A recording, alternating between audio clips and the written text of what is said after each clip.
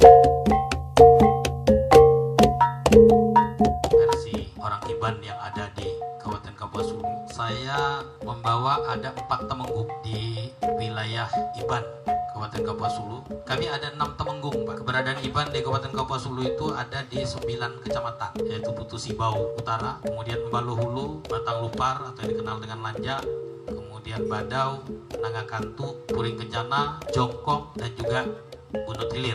Ada satu tempat juga sebenarnya masyarakat Iban semua, tetapi secara budaya mereka sudah hilang. Tapi dalam beberapa waktu yang lalu mereka pernah datang ke kami, mereka meminta buku adat Iban, lalu mereka hanya penerapan hanya soal sanksi-sanksi adat, tapi budaya tidak, karena mayoritas mereka sudah menjadi pemeluk Muslim, yaitu di Sungai Besar di Bunut Hulu. Itu juga ada orang Iban di situ.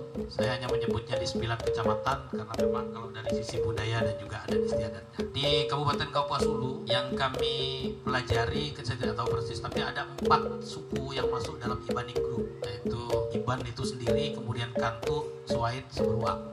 Iban yang ada di Kabupaten Kapuas Hulu masih mempertahankan rumah betang. Di sana ada 81 rumah betang di komunitas masyarakat Iban yang berada di 9 kecamatan tadi. Nah, kemudian budaya gawainya juga masih dipertahankan sampai sekarang. Orang Iban itu ketika ada timang, yang namanya timang itu, Tampun Juah itu ada masuk dalam cerita timang itu. Dari kakek nenek kami juga, bahkan sampai orang tua kami yang hadir pada hari ini, dalam ceritanya juga sangat mengakui bahwa kita ini berasal dari Tampun Juah. Dulu orang yang berada dalam Tampun Juah itu, kalau menurut cerita versi Iban yang ada di Kapuas Hulu, itu adalah Iban. Ketika kami pelajari apa Iban, ternyata sebutan Iban itu adalah manusia.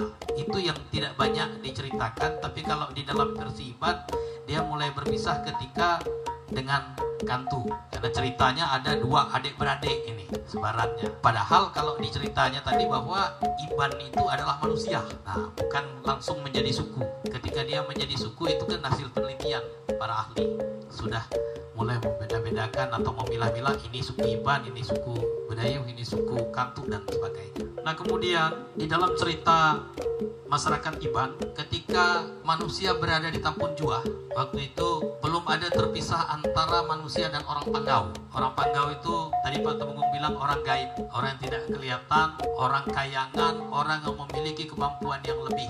Belum ada pemisahan, bergabung antara manusia-manusia yang tinggal di Tampun Juah ini. Nah kemudian manusia yang tinggal di wilayah Tampun Juah ini saling melihat, bercerita, bersama-sama, bergurau, ada yang nakal, ada yang baik, dan sebagainya. Nah kemudian ada sedikit permasalahan memang waktu itu, orang tidak terlalu patuh kepada hukum yang berlaku. Jadi bapak kawin dengan mama atau anak kawin dengan bapak dan sebagainya. Nah menurut pengakuan orang Iban yang ada di Kapuas Hulu, bahwa munculnya hukum adat yang disebut dengan adat Jadi Mali itu adalah di Tampun Juah. Adat Jadi Mali itu yang paling pertama di Tampun Juah. Setelah ada Jadi Mali itu, orang yang karena perbuatannya melakukan Jadi Mali itu dulu sebelumnya ditampun, ditombak pakai bambu, dirajang. Nah, hanya mungkin bahasa Juahnya saja beda kalau saya mendengar penjelasan orang tua, tapi mereka tidak menyebut bahwa kata Juah itu sudah pasti, ada kemungkinan menurut mereka bahwa yang disebut dengan tampun berjuah, tampun berjuah dalam bahasa Iban di sana ditombak pakai bambu. Setelah terjadi hukum adat itu, lalu ada sekelompok manusia ini secara tanpa sengaja mereka mendapatkan, kalau dalam bahasa orang Iban, sili tedung, kulit tedung. Jadi kulit tedung ini dililitkan di kepala. Akibat dililitkan di kepala ini tiba-tiba tidak kelihatan, dan ini terjadi sekian lama. Ngomong bisa didengar tapi orangnya tidak kelihatan.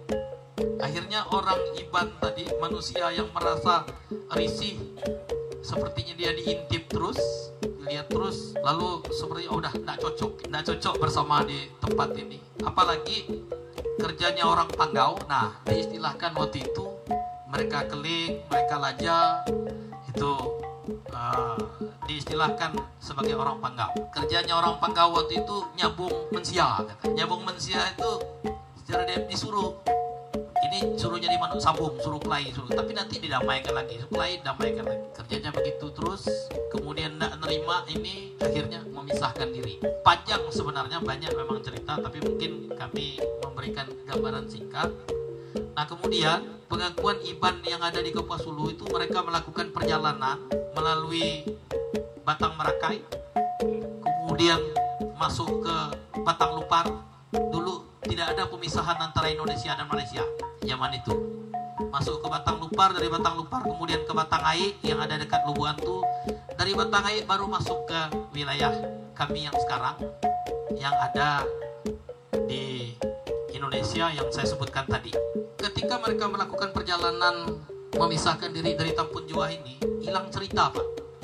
Hilang cerita tentang hukumnya itu, hilang. Tidak ada cerita itu di mana, kemudian bagaimana hukum itu diberlakukan.